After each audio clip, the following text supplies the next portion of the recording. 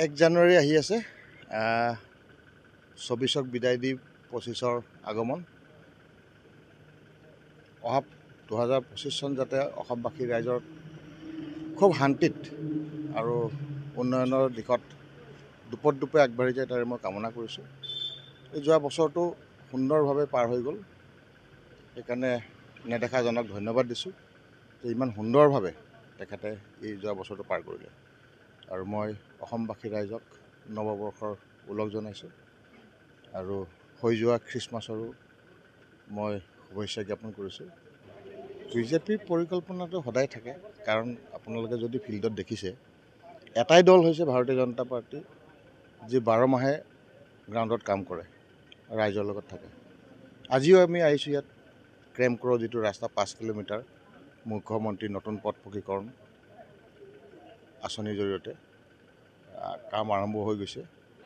গতিকে আমাৰ অনবৰত কামেই হৈ থাকে আৰু ৰাইজৰ লগত থাকে।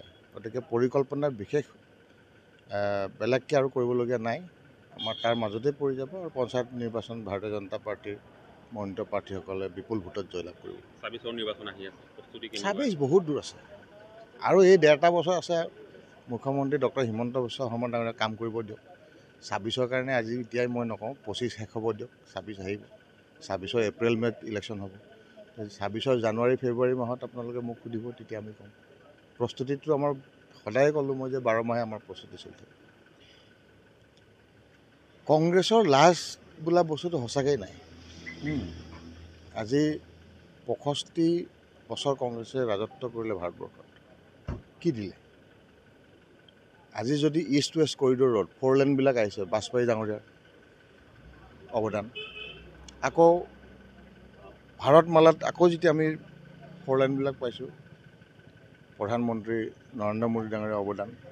এতিয়া আমি য'ত থিয় হৈ পেলাই কথা পাতিছোঁ, ইয়াতে এক্সপ্ৰেছ হাইৱে হ'ব এটা, 33 কিলোমিটাৰ আমাৰ ফ্লাইঅভাৰ কাজিৰঙা নেশ্যনেল পাৰ্কৰ ওপৰত। সেইখিনি যদি ইমান ভাল কাম কৰি মুখ্যমন্ত্ৰী ডাঙৰীয়াই লাজ নাই বুলি ক'লে, কংগ্ৰেছৰ সেইটো কি বুলি ক'ম, ভাষা নাই তেখেতসকলক ক্ৰিটিচাইজ কৰিবলৈ। আজি তেখেতসকলেও স্বীকাৰ কৰিব লাগে যে হিমন্ত বিশ্ব শৰ্মা ডাঙৰীয়াই যদি 21ত ইলেকশ্যন নেখেলাহেঁতেন, এনে কাম কৰা এজন কৰ্মবীৰ মুখ্যমন্ত্ৰী আমি নাপালোঁ হয়। আৰু কংগ্ৰেছে সেইটোৱে বিচাৰে যে কাম কৰা মানুহ নালাগে তেখেতসকলক। গাজা মাৰি শুই থাকি ইলেকশ্যন হ'লে সূতা কম্বল বেছি কৰা ৰাজনীতিতে বিশ্বাস কৰে। ভাৰতীয় জনতা পাৰ্টী আমি কামত বিশ্বাস কৰোঁ। মুখ্যমন্ত্ৰী ডাঙৰীয়াই কাম কৰিছে, আৰু যদি মুখ্যমন্ত্ৰী ডাঙৰীয়াই ইলেকশ্যন নেখেলাহেঁতেন আমাৰ কিমান লছ হ'লে আপোনালোকে নিজে অনুভৱ কৰিছে। আজি হিমন্ত বিশ্ব শৰ্মা ডাঙৰীয়াই যদি ইলেকশ্যন নেখেলাহেঁতেন, আপোনাৰ মেডিয়া পেঞ্চনটোও নাপালে হয়। আপোনালোকৰ বন্ধুসকলে যিটো পায় পেঞ্চন, সাহিত্যিক পেঞ্চন, বৃদ্ধ পেঞ্চন, তাৰপিছতে গোটেই পেঞ্চনবিলাক দিয়া হৈছে, সুবিধা সকলোৱে পাইছে। আৰু আজি এনে এজন মুখ্যমন্ত্ৰী আমি পাইছোঁ, যি অসমৰ চুকে কোণে উন্নয়ন কৰিবলৈ সক্ষম হৈছে। আমি 53 বছৰ হ'ল বয়স, আগতেও বহুত মুখ্যমন্ত্ৰী দেখিছোঁ, কাম কৰিছে, নকৰা নহয়।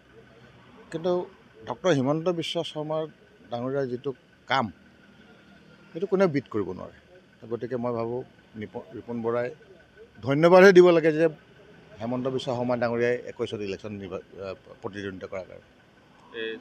কেনেকৈ আহিব? এইটো যিটো ৰাস্তা আছে তাৰ ওপৰতেই যাব।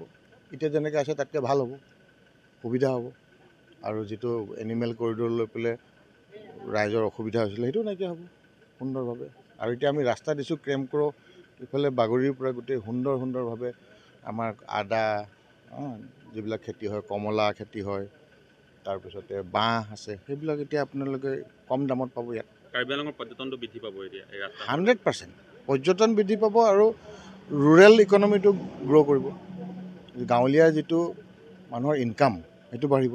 আজি ৰাস্তাটো আপোনালোকে আৰু এবছৰ পিছত আহিব, ৰাস্তা কমপ্লিট হ'ব। 26ৰ ইলেকশ্যনৰ আগতে এই ৰাস্তা ইন'গ্ৰেট কৰিম। আজি কিমান মানুহ আহিছিলে ইয়াতে, কিমান চবেই ধন্যবাদ দি গৈছে মুখ্যমন্ত্ৰী ডাঙৰীয়াক যে ইমান এটা দুৰ্গম ৰাস্তাত ভাৰত স্বাধীন হোৱাৰ পিছত প্ৰথম ৰাস্তা তেখেতসকলে পাইছে। চকুৰ পানী ওলাই গৈছে ৰাইজৰ ৰাস্তাৰ কাম দেখি। তো গতিকে ভাৰতীয় জনতা পাৰ্টীৰ তেনেকুৱাই কাম, সবকা সাথ সবকা বিকাশ। আপুনি বিচৰা বাতৰি পাব কেৱল নিউজ 18 এপত। নিউজ 18 এপ ডাউনলোড কৰিবলৈ স্ক্যান কৰক এই QR কোড গুগল প্লে ষ্টৰতো পাব এই নিউজ 18 এপ